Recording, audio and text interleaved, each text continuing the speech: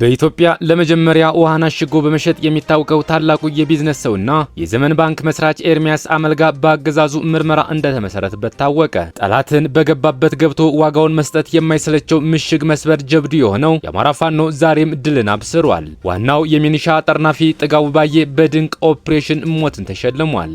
ራስ አርበኛ ዘመነ ካሴ ያልነቃውን የአማራ ክፍል በብርቱ ያነቃ፣ ጠላቶቹን ለይቶ የሚያውቅ የትግል ልምድና የመሪነት አቅም ያለው የአማራ የቁርጥ ቅል ልጅ ነው ተባለ። የጦር መሳሪያችንን ፋኖ ታጥቆታል፣ ወታደሮቻችን እየተገደሉ ያሉት በራሳችን መሳሪያ ነው ሲሉ የቀድሞው ምርኮኛና የአሁኑ ፊልድ ማርሻል ብርሃኑ ጁላ ተናገሩ። እስከ መጨረሻው ድረስ አብራችሁ ስትቆዩ እነዚህና ሌሎች ያልተሰሙ መረጃዎችን በዝርዝር እናስደምጣችኋለን። ሰላም ጤና ይስጥልን ክቡራትና ክቡራን በዓለም ዳርቻው ለምትገኙ የቻናላችን ቤተሰቦች እነሆ ለሰዓቱ ያዘጋጀናቸው የተለያዩ መረጃዎች ወደ እናንተ የምናደርስበት ሰዓት ላይ እንገኛለን። የሚዲያችን ተደራሽነት እንዲበዛ ቪዲዮ ላይክ፣ ቻናሉ ሰብስክራይብ እና ሼር እንዲሁም ኮሜንት መስጫ ሳጥን ድል ለአማራ ፋኖ የሚል አሴት እያስቀመጣችሁ አብራችሁን ሁኑ። እነሆ ወደ መረጃችን ገባን። የኢትዮጵያ የካፒታል ገበያ ባለስልጣን አቶ ኤርሚያስ አመልጋና ጀንሲስ ኢንቨስትመንት ሰርቪስ የተባለ ኩባንያ ህገወጥ በሆነ መንገድ ሰነድ መዋዕለ ንዋዮችን ለህዝብ በመሸጥ ገንዘብ ሲያሰባስቡ በነበሩ ግለሰቦችና ድርጅቶች ላይ የቀረቡ ቅሬታዎች ተቀብሎ ምርመራ መጀመሩ ተሰምቷል። ባለስልጣኑ የወጣውን መግለጫ ጠቅሶ ካፒታል እንደዘገበው በአሁኑ ወቅት የተለያዩ ግለሰቦችና ድርጅቶች ህገወጥ የሰነድ ሽያጭን በመጠቀም ከህዝብ ገንዘብ በማሰባሰብ ተግባር ላይ ምርመራ እየተካሄደ መሆኑን ባለስልጣኑ ገልጿል። በተለይም በአቶ ኤርሚያስ አመልጋና በጀንሲስ ኢንቨስትመንት ሰርቪስ ኩባንያ ላይ እየተካሄዱ ያሉት ምርመራዎች በህገ መንግስት የተረጋገጠ የመሰማትና የመከላከል ሙሉ መብታቸው በተጠበቀ ሁኔታ እንደሚከናወኑ ባለስልጣኑ አረጋግጧል። በተጨማሪም ባለስልጣኑ ህብረተሰቡ በካፒታል ገበያ ጋር በተያያዘ እንቅስቃሴዎች ላይ ሲሳተፍ ከፍተኛ ጥንቃቄ እንዲያደርግም አሳስበዋል። በተለይም በንግድ ድርጅቶች ምስረታ ላይ ሲሳተፉ የንግድ ምዝገባና ምስረታ ሰነዶችን ከሚመለከተው አካል እንዲያረጋግጡ እንዲሁም ገንዘብ ከመክፈላቸው በፊት በባለስልጣኑ ፈቃድ ከተሰጣቸው የኢንቨስትመንት አማካሪዎች ብቻ ምክር እንዲፈልጉ ጠቁሟል። ባለስልጣኑ ፈቃድ ሳይኖራቸው የካፒታል ገበያ አገልግሎት የሚሰጡ ወይም ለማቅረብ የሚሞክሩ አካላት ካሉ ለባለስልጣኑ ጥቆማ እንዲሰጥ ጥሪ ያቀረበ ሲሆን በእንደዚህ አይነት ህገወጥ ድርጊቶች ላይ ተገቢውን እርምጃ እንደሚወስድ አረጋግጧል። በሌላ መረጃ ጠላትን በገባበት ገብቶ ዋጋውን መስጠት የማይሰለቸው ምሽግ መስበር ጀብዱ የሆነው የአማራ ፋኖ ዛሬም ድልን አብስሯል። ዋናው የሚኒሻ ጠርናፊ ጥጋቡ ባዬ በድንቅ ኦፕሬሽን ሞትን ተሸልሟል። 9ኛ ሳሙኤል አወቀ ክፍለ ጦር አባይ ሸለቆ ብርጌድ ዛሬ በወሰደው የተጠና ኦፕሬሽን ካገዛዙ የጦር መኮንኖች ቀጥተኛ ትዕዛዝ ተቀብሎ ሚኒሻን ሲያደራጅ የአርሶ አደሮችና የነጋዴዎችን ትጥቅ ሲያስነጥቅ ቤት ለቤት የብልጽግና ሰራዊት እየወሰደ ሲዘርፍ በጅምላ ሲያሳስርና ሲያስደበድብ በነበረው ዋና የሚኒሻ ጠርናፊው የብልጽግና ታማኝ ሎሌ ላይ ከሰዓት በወሰደው ጥንቅቅ ያለ ኦፕሬሽን በመርጦ ለማርያም ከተማ ማዕከላዊ ቦታ ሴንትራል ሆቴል ፊት ለፊት ጥጋቡ ባዬን ኢላማ ያደረገው የቅጣት እርምጃ በተሳካ ሁኔታ በመፈጸም ጥጋቡ ባዬ ማስወገድ ተችሏል። መረጃው የአማራ ፋኖ በጎጃም 9ኛ ሳሙኤል አወቀ ክፍለ ጦር ህዝብ ግንኙነት ኃላፊ ነው። በሌላ ዜና እኛ ወደ ጫካ የወጣን ነው ነፍጥ አንግበን ነፍሳችን አስይዘን ነው የስራ ፈቶች የመከፋፈል ወሬና የባንዳዎች የጫጫታ አያስበረግገንም ሲል ኮማንዶ ፍቅሩ ሙልዬ ተናገረ። እኔ ኮማንዶ ፍቅሩ ሙልዬ የአማራ ፋኖ በወሎ በላስታ አውራጃ አሳምነው ጽጌ ኮር ምክትል አዛዥ ሲሆን እንደሚታወቀው ባለፉት ዓመታት ለህዝብ ያሳምነው ቃል አደራ በመቀበል የትግል ችቦውን በማንሳት ለአማራ ህዝብ የገባንበትን ነፍጥ ትግል ወሎ ላስታ አውራጃ በቀዳሚነት ከጓዶች ጋር በመሆን ሳደራጅ ሳታገል ለዚህም ከሻለቃ ተነስተን ግዙፍ ክፍለ ጦር ከክፍለ ጦርም በጀግናችን ስም ኮር መስርተናል። እናም ሰሞኑን በማህበራዊ ሚዲያ ሆን ተብሎ ከጠላት ባልተናነሰ ከወንድሞቼ ከትግል አጋሮች ጋር የመከፋፈል ጥርጣሬን የመንዛት የሐሰት ፕሮፓጋንዳ እየነዙ ሲዘዋወር ተመለከትኩ። በመሰረቱ የአማራን ህዝብ ትግል የጀመርነው ህይወታችን አሲዘን ነፍጥ አንግበን እንጂ ሶፋ ላይ የአማራ ቦታ ተቀምጠን በማህበራዊ ሚዲያና በወሬ ጋጋታ ስላልጀመር ነው። በወሬ የሚፈርስ የሚጠረጠር ጦርም ሆነ የትግል አላፈራንም የለንምም። ሁሉም ቅን ለቆመለት አላማ ታማኝ ነው። እናም የብልጽግና ሰራሾችና አውርቶ አደሮች ስሜን በማህበራዊ ሚዲያ እያጠለሹ ባይ ከብልጽግና በላይ የውስጥ ህመሞች የሆኑም ብዙ እንዳሉ ባይጠረጠርም ቅሉ እኔ ግን በተሰጠኝ የስራ መደብ በላስታ አውራጃ አሳምነው ጽጌ ኮር የምክትል አዛዥነት ከወንድሞቼ ጋር በአግባቡ እየሰራው እየታገልኩ እገኛለሁ። አሁን ምላሽ ለመስጠት ያስገድደኝ እንደዚህ አይነት ስም ማጥፋት ማጥፋትና ጥላሸት መቀባት የደረሰባቸው ብዙ ወንድሞች ስላሉ ማህበራዊ ሚዲያ ላይ የሚወራውን ሁሉ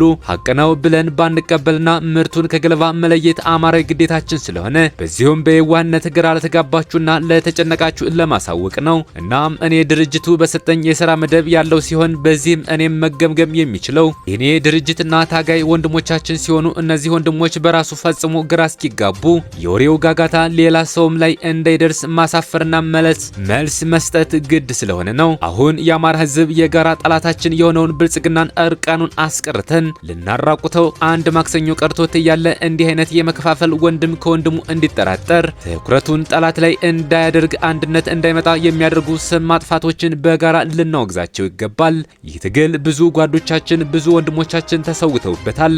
ብዙዎች አካላቸው ጎሎ የድላችን ዜማ ለመስማት እየተጠባበቁ ነው። በመሆኑም የአማራ ፋኖ በአንድ ቋት በአንድ መዋቅር ከፍጹም መገፋፋት ከኔነት ከመምራት ወይም ስልጣን ጥመኝነት በመራቅ እንዳጀማመራችን አንድ እንሆን ዘንድ የዘወትር ምኞቴ ነው። በአንድነት በህብረት በጋራ ስንቆም ደጋፊዎቻችን፣ ወዳጆቻችን፣ ጓዶቻችን በጋራ ይቆማሉ። ጠላቶቻችን ደግሞ መውጫ መግቢያ ጠፍቷቸው ይደነብራሉ። እናም ድርጅቱ የሚሰጠኝን መርህ በጸጋ እቀበላለሁ። አንድነት ህብረትን እናስቀድም ዘንድ ደግሞ መላው እውነተኛ የአማራ ህዝብ ደጋፊዎች ከጎናችን ልትቆሙ ይገባል። በተረፈ የአማራ ህዝብ በወሬ የጀመረው ትግል የለም፣ በወሬ የሚያቆም ትግልም የለም። ከወዳጆቼ ባሳምነው ቃል እንደጀመርን በቃላችን ጸንተን ለጠላት ራስ ምታት እንደሆን እንቀጥላለን።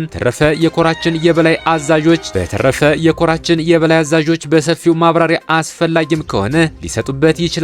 ነገር ግን ከብት እበት ጣለ ተብሎ ፋይል አይዘረገፍም እንዲሉ አበው ግዙፍ ኮራችን ብዙ ስራዎችን ስላሉብን ለእንደዚህ አይነት ጥቃቅን ጉዳዮች ጊዜያችን አናባክንም ሲል ኮማንደር ፍቅሩ ሙሉዬ አስተያየቱን ሰጥቷል።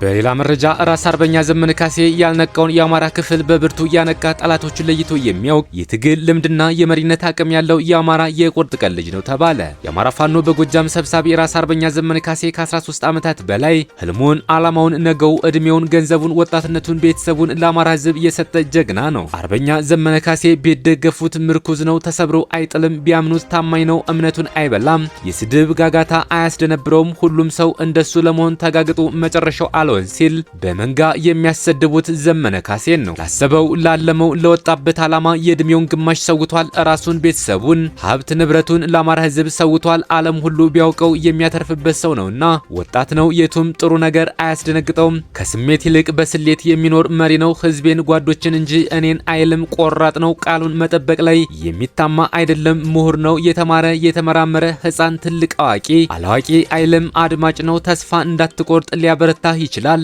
ከተኛህበት ያነቃሃል። እንዴት ወጣት ሆኖ ይህንን ሁሉ ማንነት ይታደላል? እንጃ።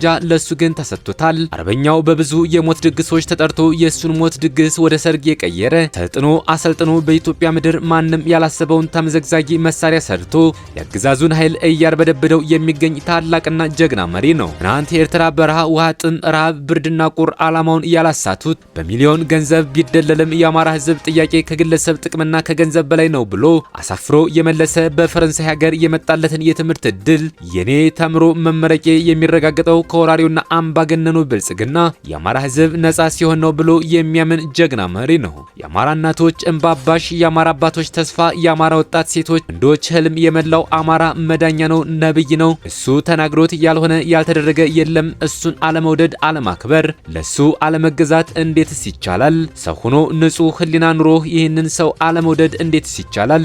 የብልጽግናው ምክትል ጠቅላይ ሚኒስትር አቶ ተመስገን ጥሩነህን ጨምሮ ዘመነ ካሴን አሰናብተን ቀብረነዋል ብሎ ካድሬ በሞላበት አዳራሽ ሲያስጨበጭብ የዋሉለት ግን እንኳን ጥይት ዝንብ የማትጠጋው አንደበተ ርቱዕ፣ እንደ አንበሳ ቁጡ፣ እንደ ቀበሮ አነፍናፊ፣ እንደ ዝሆን ግዙፍ፣ ለጠላት ቅስም ሰባሪ፣ እንደ ቁራ ራሱን እያደሰ ለዓላማው የሚኖር ድንቅ ሰው ነው። ከ4 ኪሎ ተፈረሞበት ከቢሾፍትና ከአየር ኃይል የምትነሳው ድሮንም ዘመነን ያያችሁ እያለች እሱን ስታጣ የእውቀት መሰረት የሆኑ ትምህርት ቤቶችን እና ጤና ጣቢያዎችን አቃጥላ ትመለሳለች። በተራ ጫጫታ የማይደነብር ለጠላት እጁን የማይሰጥ የወሬ ጋጋታ የማያስፈራው የአማራ የቁርጥ ቀን ልጅ ነው።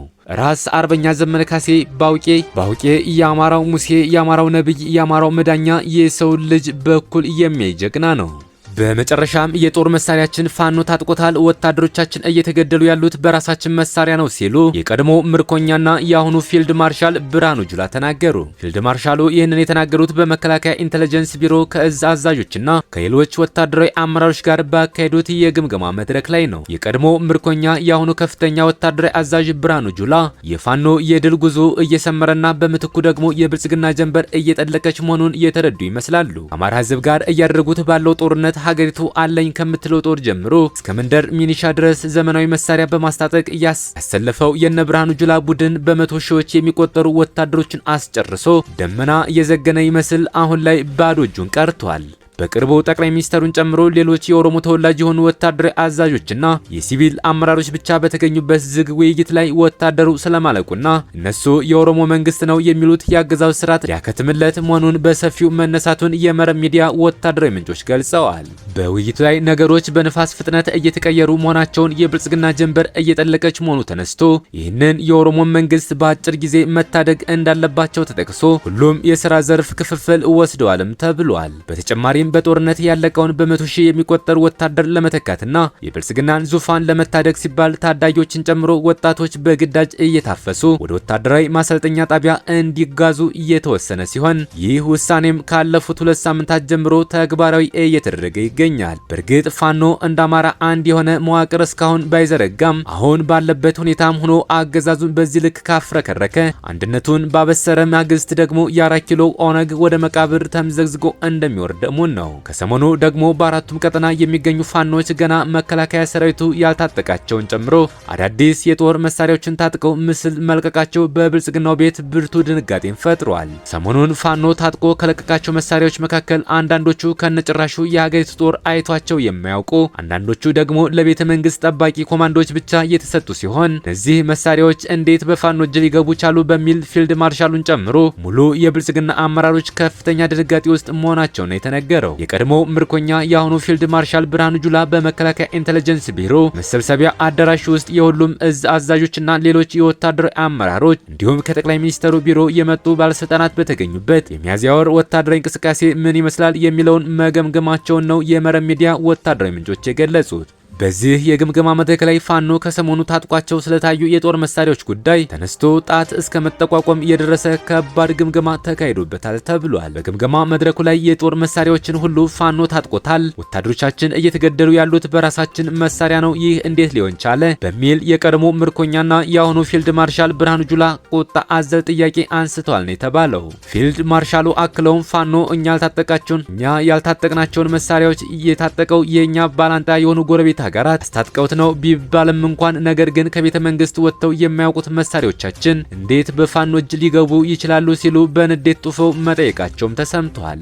የቀድሞ ምርኮኛ የአሁኑ ኢታማዦር ሹም ብርሃኑ ጁላ በቤተ መንግስት መጠበቂያ ተብለው ተመድበው የነበሩ መሳሪያዎችን አሳልፎ የሚሰጥ ከኛው ውስጥ ያለው ባንዳ ነው ሲሉ ጣታቸውን ወደ እዝ አመራሮች እየጠቆሙ ተናግረዋል ሲሉ ወታደራዊ ምንጮቻችን ገልጸዋል። በመከላከያ ኢንተለጀንስ ቢሮ ስለተካሄደው ግምገማ መረጃው ለመረብ ሚዲያ ያደረሱ ወታደራዊ ምንጮች ፋኖ የሚያደርገው የድል ጉዞ እየሰመረና በምትኩ ደግሞ የብልጽግና ጀንበር እየጠለቀች መሆኑን ወታደራዊ አዛዦቹ የተረዱ ይመስላሉ ሲል ገልጸዋል። ክቡራትና ክቡራን የቻናላችን ቤተሰቦች ለሰዓቱ ያዘጋጀናቸው መረጃዎች እነዚህን ይመስሉ ነበር። በሌላ የመረጃ ሰዓታችን እስክንገናኝ ድረስ የዩቲዩብ ቻናላችን ሰብስክራይብ፣ ሼር እንደዚሁም ላይክ እያደረጋችሁ ጠብቁን። ቸር እያገናኘን መልካም ቆይታ